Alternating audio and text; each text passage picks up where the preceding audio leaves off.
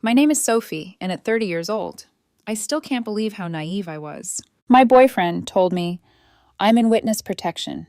Can't tell you my real name or past. For 3 months, I respected his story, never prying, never questioning. Then I found his real Facebook. 10 years of a normal life when there was no witness protection, just a man hiding from child support payments. I felt like such an idiot typing this out. I met him 3 months ago at the cafe I always go to. He was reading some crime novel and we started talking. Hit it off immediately. Pretty standard meet cute stuff. On our second date, he dropped the bomb. Said he needed to be honest about something important. Told me he was in witness protection, like actual federal witness protection. New identity. Couldn't talk about his past. The whole deal. He testified against dangerous people, he said. He even showed me what looked like official documents with government seals and everything. The marshals relocated him, gave him a new name. He couldn't have social media, couldn't contact anyone from his old life. I was blown away. Here was this man who did the right thing, now living in hiding. Couldn't have a normal life. I felt awful for him. I told him I understood, that I'd respect his boundaries, and I did for 3 whole months. Never pushed about his past, never questioned why he had 0 online presence, never asked about his family or where he grew up. He said he couldn't talk about it, and I respected that. He stayed at my place most nights. Said his apartment was temporary housing through the program, and he wasn't comfortable bringing me there yet. Made sense. I wasn't going to push someone in witness protection to compromise their safety. Money was tight for him. He worked part-time at a clothing store. Said the marshals helped set it up, but the pay sucked. I covered most of our dates, bought groceries, helped with his phone bill. Once when he said the program stipend was late, he was always grateful, said he hated depending on anyone. Then, last week, I was on my laptop and he'd used it earlier to check his email. Started typing in the search bar and the history auto-filled. Facebook, Thomas Hartwell. That stopped me cold. Thomas Hartwell was the name he gave me, but he said he couldn't have social media. It wasn't safe. I clicked it. Profile picture was definitely him. Hundreds of friends. The profile went back years, like 10 years of posts and photos. No witness protection program in existence lets you keep an active Facebook profile for a decade. That's literally the opposite of witness protection. My stomach dropped. I sat there staring at the profile, trying to make sense of it. Maybe it was old and he forgot to delete it. But there were recent posts, comments from friends from a few days ago. I made a fake profile. Took like 15 minutes. Generic name, stock photos, sent him a friend request. He accepted it within the hour. Scrolled through everything. Normal life stuff. Birthday posts. Photos at restaurants with location tags. College graduation pictures from 2016. Check-ins at bars and concerts. Nothing about witness protection. Nothing about hiding or danger. And then I found the photos with kids. 2 different kids, different ages. Him with them at parks, at home, birthday parties. Captions like, "My babies," and "Love these 2 so much." He had kids. Kids he never mentioned once in 3 months. Found the mom tagged in older photos. Chase Hartwell. They'd been married. You could see where her tags dropped off about 18 months ago, probably when they split. Her profile was public. I know I shouldn't have looked, but I couldn't stop myself. A recent post from a few days before said, Day 542 of asking Thomas for child support. Kids need winter coats, but guess that's not as important as whatever she's spending money on. The comments were brutal. She'd been dodging the courts for over a year. She moved again to avoid getting served. Those poor kids, her own family members commenting about how disappointed they were. Child support. He wasn't in witness protection. He was hiding from child support for his own kids. Everything clicked into place. The fake government documents, the story about not being able to have social media or talk about his past, the tight money situation while I paid for everything, the refusal to let me meet his family or see where he lived. It was all just a cover story so I wouldn't ask questions, so I wouldn't find out he had 2 kids he abandoned and a court order he was dodging. I felt sick. 3 months of believing his story, being supportive, protecting his secret, and it was all lies. He came over that night like usual, happy, cheerful, kissed me hello, and started talking about his day at work. I let him talk for a bit, watched him smile and joke around like everything was normal. Found something interesting today, I said, turning my laptop to face him. His Facebook profile filled the screen. The color drained from his face. How did you find that? He stammered. You used my laptop. It was in the browser history. So, witness protection, huh? He tried to say something, but nothing came out. I waited. I can explain, he finally managed. Please do, because I'm looking at 10 years of public Facebook posts, pictures at clubs, location tags, photos with your kids. You never mentioned your kids, so explain to me how any of that is witness protection. It's complicated. Is your name actually Thomas Hartwell? Yes. But are you in witness protection? Silence. Are you? I pressed. No, he whispered, but I can explain why I said that. Go ahead, he started crying. Chase is awful. He's manipulative, and he turned everyone against me. I had to get away from him. I needed a fresh start by lying about being in witness protection. I was scared you'd judge me. If I told you I had kids and an ex-wife and all this drama, you would have run. Everyone runs. So I made up an entire fake government program instead. I didn't know how else to explain why I couldn't talk about my past. Here's a thought, I said, my voice shaking. Tell the truth. Say you're divorced. You have kids. You wanted a fresh start. That's normal. People do that all the time. You don't understand, he said, tears streaming down his face. Chase has poisoned everyone against me. If you'd looked him up, you would have believed his version. I did look him up, I snapped. He's asking you for child support for your kids. That's not poison. That's a court order. His tears stopped, just like that. He doesn't need the money. He makes plenty. He just wants to control me. They're your kids too, I said, incredulous. You're supposed to help support them. They're fine, he said, almost defensively. They have their dad. They don't need my money. The entitlement in his voice was shocking. These were his own children, and he was talking about supporting them as if it were optional. How much do you owe? I asked. That's none of your business, he snapped. You made it my business when you lied to me for 3 months and had me funding your life while you dodged court orders. He stood up, grabbed his purse, or rather, his bag, and said, I don't have to listen to this. You went snooping in my private life. Your Facebook profile auto-filled on my laptop. That's not snooping. And now you're judging me without knowing the full story. Then tell me the full story, I demanded. Tell me why you abandoned your kids. Tell me why you're hiding from child support. Tell me why you made up witness protection instead of being honest. I didn't abandon them, he cried. God, you sound just like Chase. I'm nothing like him. I just don't like being lied to. You know what? I said, my voice hardening. This is exactly why I didn't believe you from the start. I knew you'd react like this. I knew you'd defend your lies. I'm not taking anyone's side, I said, feeling my own anger rise. I'm just done being lied to. He stared at me, incredulous. So what? We're over, just like that? Yes, I said firmly, over some Facebook profile. Over you lying about being in witness protection for 3 months. Over you having kids you never mentioned. Over you dodging legal obligations while I pay for your life. Take your pick. I made one mistake, he said, voice quivering. It wasn't one mistake, I said. It was 3 months of consistent lying. Every time I asked about your past and you gave me the witness protection story, that was a choice to lie. Every time you let me pay for things while claiming the program didn't support you enough, that was a choice. Every time you showed me those fake documents, that was a choice. He just stood there, defeated. Fine, he said finally. I'll leave. But don't come crying to me when you realize what you threw away. I won't, I said. He left, slamming the door so hard my neighbor texted asking if I was okay. I sat there for a long time, feeling like the world's biggest idiot. Who falls for a fake witness protection story without checking? But mostly, I felt sad for those kids. 2 children with a parent who'd rather lie to strangers than be in their lives. I thought I was done with it, should have known better. The next day, texts from a number I didn't recognize started blowing up my phone.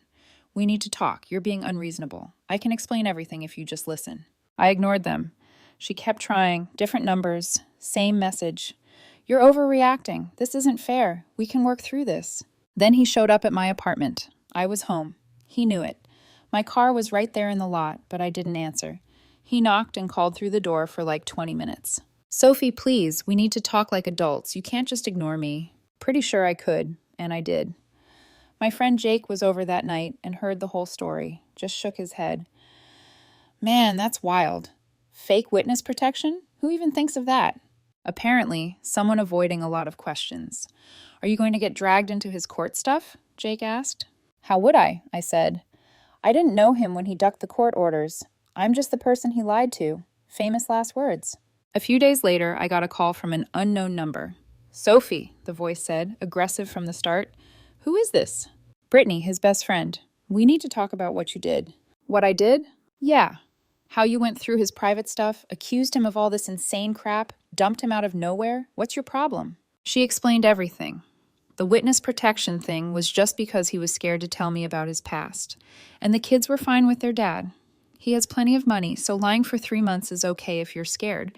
Dodging child support is fine if the other parent has money. You're being ridiculous, she said. He cared about you. He made one mistake, and you're throwing him away. One mistake? 3 months of made-up federal programs is not one mistake. Then his mom called me, Diane, whom I'd met once.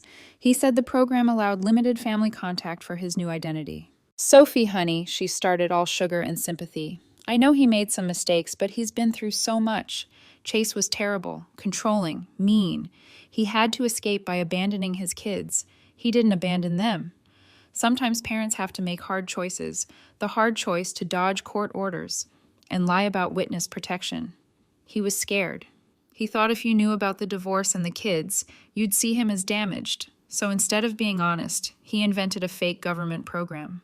It wasn't fake, I said. He showed me documents. Anyone can make fake documents, Diane replied. The witness protection story was never real. He made it up to hide his past. Well, he can't afford the child support anyway. He barely makes anything. Then maybe he should get a better job instead of having me pay for everything, I said. You're heartless, just like Chase. I hope you know you're destroying him, Diane said. I'm not destroying anyone, I said. I just stopped believing lies. She hung up.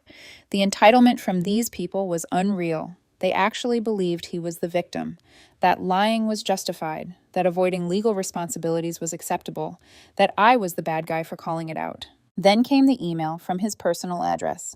Long and rambling, but the important part was clear. He was going to the police, threatening to report me for financial abuse, and claiming I was exposing his witness protection status. All complete lies. The email ended with, I don't want to do this, but you've left me no choice. If you want to avoid police involvement, we need to talk. He was literally trying to manipulate me. I screenshot everything immediately. Every text, every call log, every email. Called my friend Phil, who's a lawyer. He read through everything. This is attempted extortion, he said. Classic. He was threatening false reports to manipulate me. What do I do? I asked. Nothing, Phil said. Don't respond.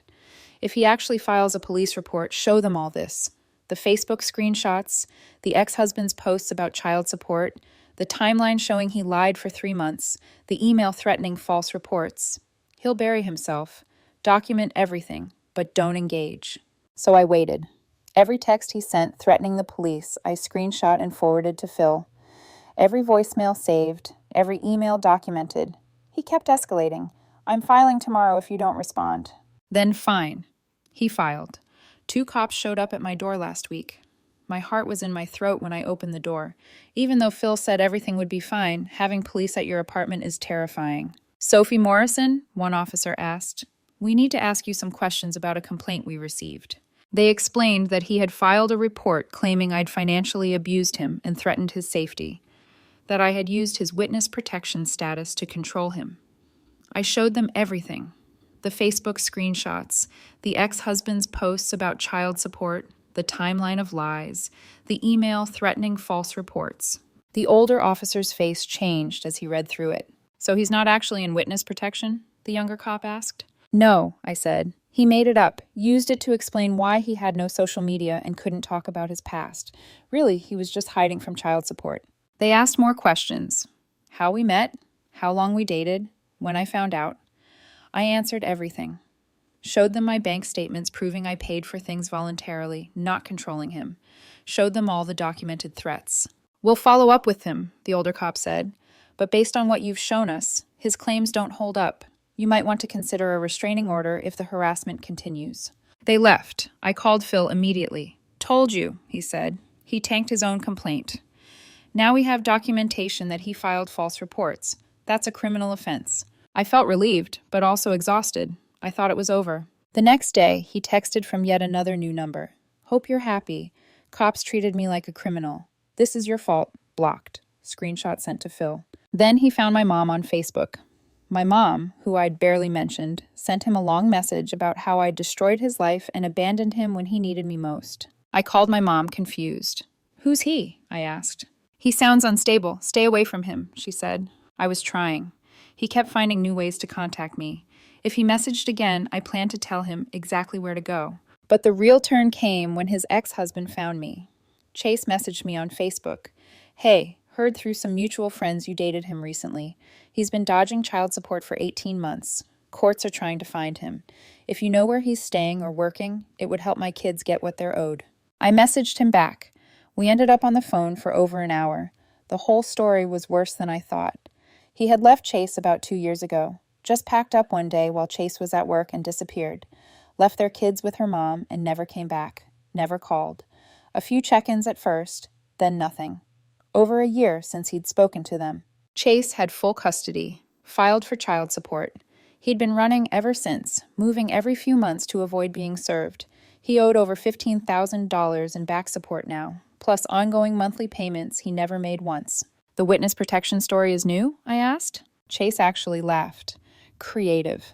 He told people I was abusive, told his mom I was controlling. Always someone else's fault. Reality is, he just didn't want to be a dad. Wanted to party, be free. Kids cramped his style, so he left. Now when they ask about him, I don't know what to tell them. He'd rather invent fake federal programs than pay his court-ordered support. My chest hurt hearing this. 2 kids growing up with a parent who chose to vanish. I gave Chase his work address, where he'd been staying. He said he'd pass it to his lawyer for the court process. I felt good about it. Not vengeful, just right. But when he found out, he absolutely lost it. Started sending frantic texts late that night. "You talked to Chase. You gave him my address. What is wrong with you?" More texts. "Cops came to my work today. I got served in front of everyone. I have nothing now. No job, no money, nowhere to go. This is all your fault. I'm going to sue you for harassment and defamation." Blocked. Sent everything to Phil. He was spiraling. Phil said to keep blocking, keep documenting. He was building the case for us. Brittany called again. "You're disgusting. He lost his job. Basically homeless. All because you couldn't mind your own business. He lied to me and tried to blackmail you. Then filed false police reports." "This is consequence," I told her. "Not my business. He chose to abandon his kids, dodge court orders, lie about witness protection. Those are serious moral lines. Those kids are fine. Chase has them. And they're legally entitled to support from both parents. That's how child support works." "You don't get it. You don't understand what he's been through," Brittany insisted. "I understand," I said firmly. "He lied, manipulated, extorted, filed false reports. That's enough." He called me names I won't repeat and hung up. Blocked him too. Phil called the next morning. Update. His lawyer contacted me. They're dropping everything. No lawsuits, no harassment claims. They know he has no case. My life had been quiet for about a week. I thought it was finally over.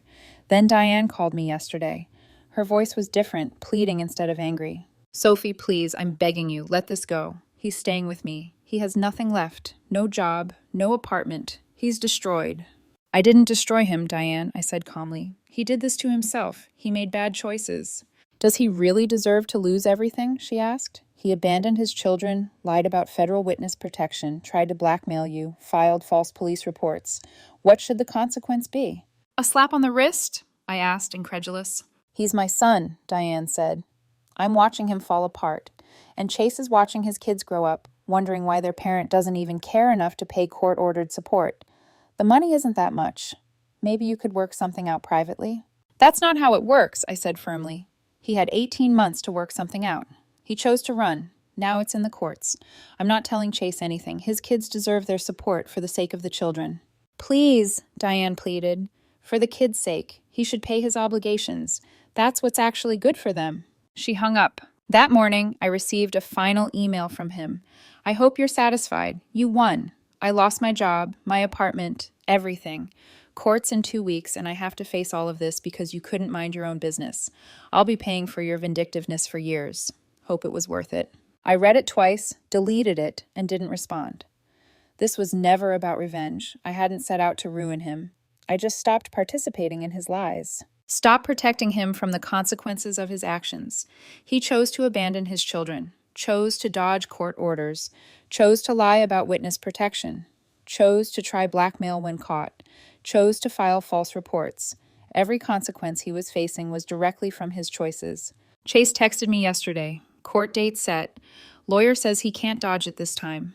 Judge won't be lenient after 18 months of avoidance. The kids might finally get what they need. Thanks, I said. You're helping two kids I've never met. Maybe that's the real satisfaction, not revenge on him, but knowing those children might finally get support. Phil said to expect more contact attempts before court, told me to keep blocking and documenting. Stay firm. I'm done feeling guilty. He lied, manipulated, tried to weaponize the legal system against me, avoided responsibilities to his own children. All I did was stop enabling it. Sometimes that's enough. Honestly, finding out after 3 months instead of 3 years that Facebook autofill in my browser could expose everything. Might have been the luckiest accident of my life. Life goes on. I'm back on dating apps, but far more careful now. Asking questions, watching for red flags. One of my friends asked if I'd ever date someone with kids again. Yes, absolutely, I said, but someone who actually parents their kids, someone honest from the start. He wasn't a single parent dealing with a tough situation. He was someone who chose not to be a parent. Huge difference. Courts in 2 weeks. Not my circus anymore, but Chase said he'd let me know how it goes. He wants his kids to know people care about them, even strangers who just wanted to do the right thing. That works for me. Moving forward with a clear conscience and far better instincts about who to trust, I finally felt a sense of peace.